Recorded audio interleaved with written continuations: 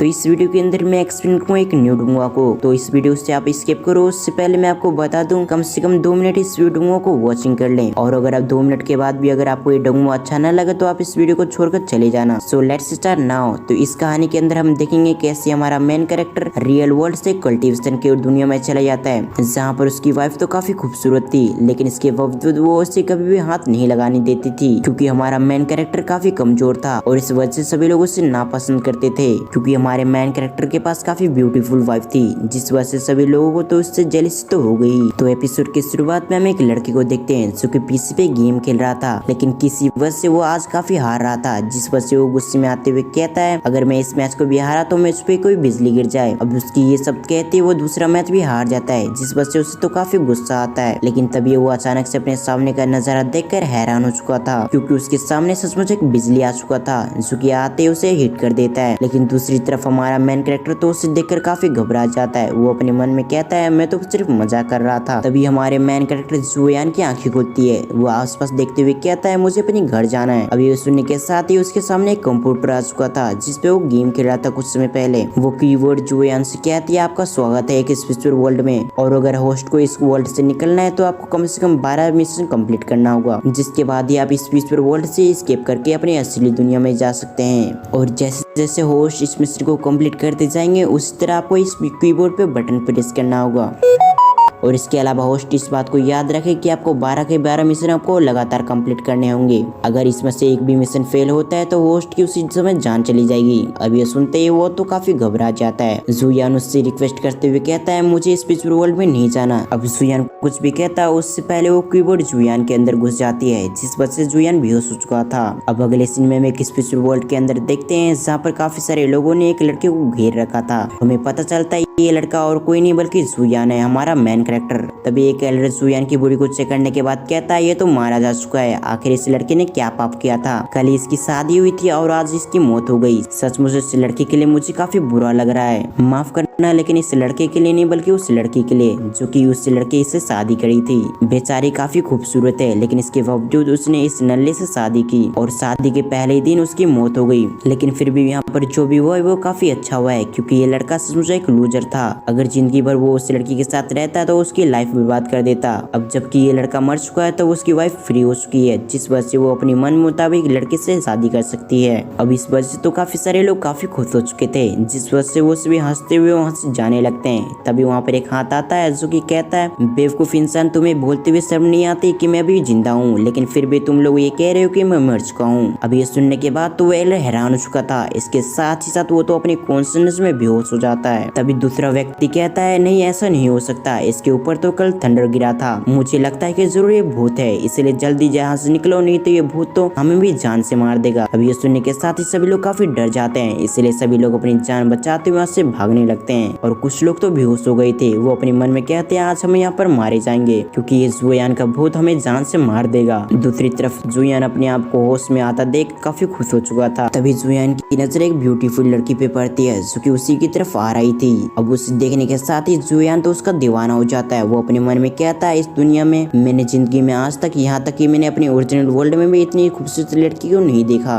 समय न बर्बाद करते हुए जुयान जल्दी से उस लड़की के पास जाता है और उससे कहता है क्या तुम मेरे साथ घूमने चलोगी, और ऊपर से तुम्हारा नाम क्या है? अब ये सुनने के बाद तो वो हैरानी से उससे कहती है तुम तो एक रात में सब कुछ भूल चुके हो, कल ही तो हमारी शादी हुई थी और तुम पहली रात के अंदर सब कुछ भूल चुके हो। पता नहीं मैंने कैसे भूल कर इंसान से शादी कर ली। दूसरी तरफ जुयान तो ये सुनने के बाद काफी खुश हो चुका था। वो गॉड से प्रे करते हुए कहता है जरूर मैंने पिछले जन्म में काफी अच्छे काम किए होंगे, तभी तो मुझे इतनी खूबसूरत और काफी ब्यूटीफुल वाइफ मिली है। जुयान इसके बारे में जब तक सोच रहा था, दूसरी तरफ चू को तो इस वजह से काफी गुस्सा आ चुका था, जिस वजह से मिस चू अपने मन में कहती है सचमुच ये एक नंबर का बेवकूफ इंसान है। ये कहने के साथ ही वो अपनी पार्किंग की तरफ चलने लगती है और कुछ समय के अंदर वो अपनी पार्क के अंदर बैठ जाती है। अब दूसरी तरफ जुयान अपनी वाइफ को जाता देख उसे पीछे से आवाज लगाने की कोशिश करता है। तभी वहाँ पर एक लड़की आ चुकी थी जो कि जुयान का रास्ता रोकते हुए उससे कहती है ए लूजर इंसान तुम यहीं पर रुक जाओ, तुम्हारी इतनी औकात नहीं है कि तुम मिस चू के साथ बैठ सको, इसलिए तुम उसके पीछे पीछे आओ। अब यह सुनने के बाद तो जुयान को काफी गुस्सा आ चुका था। जुयान अपने मन में कहता है, इसे देखते हुए ऐसा लग रहा है कि ये कोई दासी है। क्या मैं इतना बड़ा लूजर हूँ कि कोई दासी भी मुझे रिस्पेक्ट नहीं दे रही?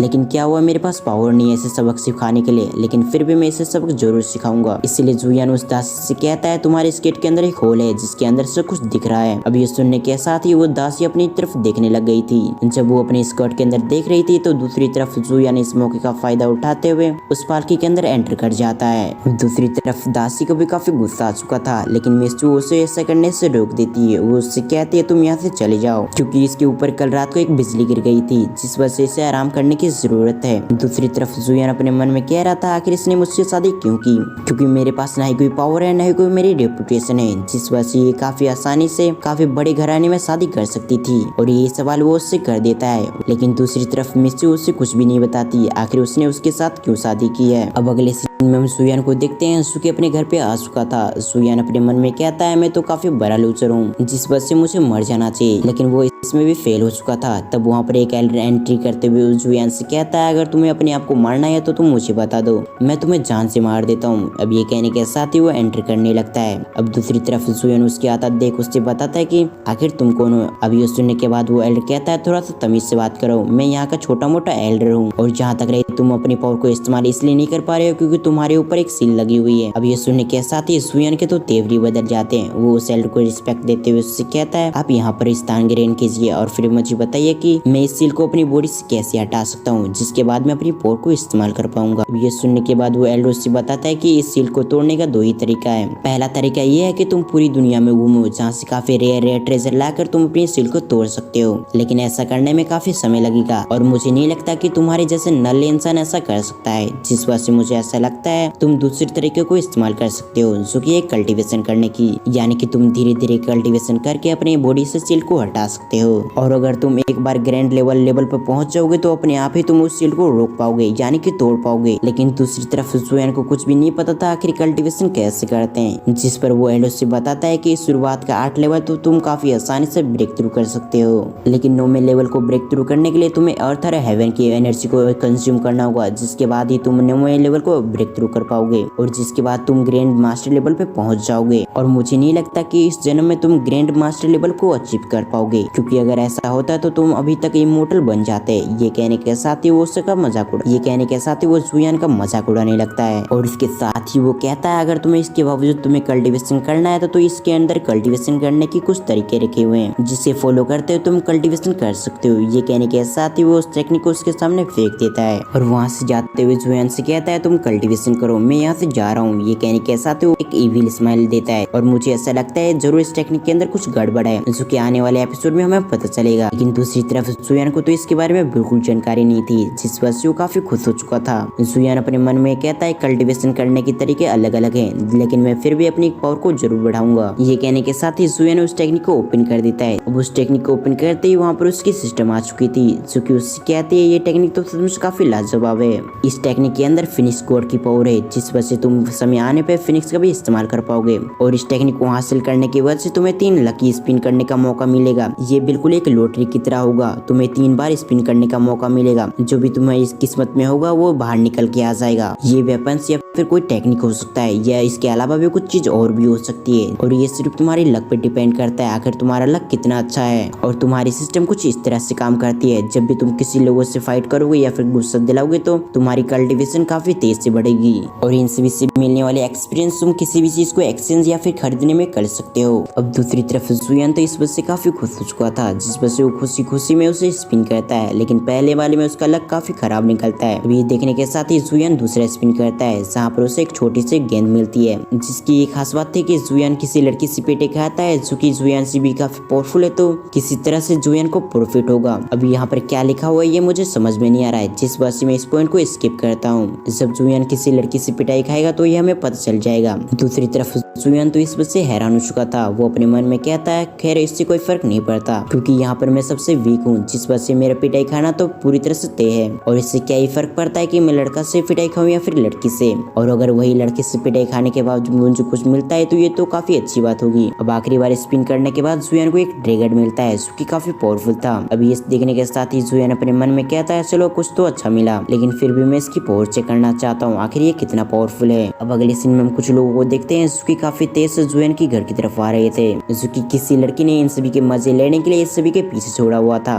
लेकिन जैसे वो कुत्ता जुएन को देखता है तो वो जुएन पे भी भौंकने लग गया था। अब ये देखने के साथ ही जुएन अपने मन में कहता है अब समय आ चुका है उस ड्रैगन की पावर को देखने का। ये कहकर जुएन उस कुत्ते की तरफ ड्रैगन को फेंकता है, जिस वजह से वो कुत्ता उसे छूने की कोशिश करता है। अब जैसे वो कुत्ता ड्रैगन को छूता है तो उसी समय उसकी मौत हो जाती है, क्योंकि उस ड्रैगन के ऊपर काफी सारे पॉइजन लगे हुए थे। लेकिन दूसरी तरफ जुएन को समझ में नहीं आ रहा था कि आखिर ये कुत्ता कैसे मर गया। तभी देखते ही देखते जिसका कुत्ता था वो लड़की आ जाती है, जो कि आती साथी कहती है आखिर तुम्हारी हिम्मत कैसी मेरे कुत्ते को मारने की, इसलिए मैं तुम्हें बिल्कुल नहीं छोड़ने वाली। ये कहने के साथ ही वो अपनी चाबुक से जुएन की पिटाई करने लगती है। दूसरी तरफ उसकी फिनिक्स गॉड की पावर आती हुई उसकी कहती है कि तुम्हारा एक्सपीरियंस तो काफी बढ़ रहा है, जिस वजह से तुम्हें जल्दी जल्दी इस लड़की से और पिटाई करना चाहिए, क्योंकि जैसे जैसे ये लड़की तुम्हें पीटेगी उसी तरह तुम्हारे एक्सपीरियंस भी बढ़ता जाएगा, इसलिए तुम इस लड़की को और भी गुस्सा दिलाओ। अब ये सुनने के साथ ही जुएन उससे कहता है ये सिर्फ एक कुत्ता ही था, जिस वजह से तुम मेरे यहाँ पर जान लोगी क्या, इसलिए चलो आओ एक कमरे में हम बात करते हैं। अब दूसरी तरफ जुएन की इन शब्द को सुनने के बाद तो उस लड़की को काफी गुस्सा आ गया। वो जुएन से कहती है क्या कहा तुमने एक कमरे में। ये कहने के साथ ही वो जुएन पे और भी हिट करने लगती है ताकि उसकी जान ले सके। दूसरी तरफ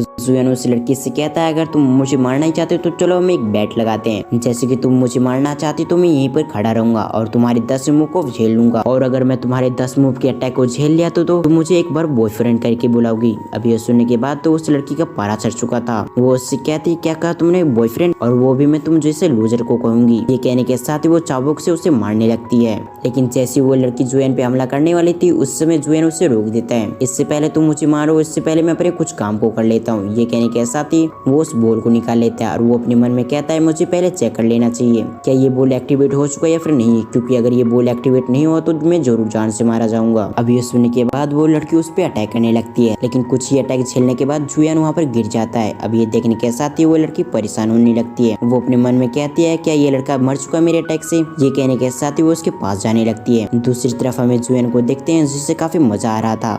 अब दूसरी तरफ हम जुएन के दरवाजे के पास देखते हैं जहाँ पर कुछ लोग आ रहे थे।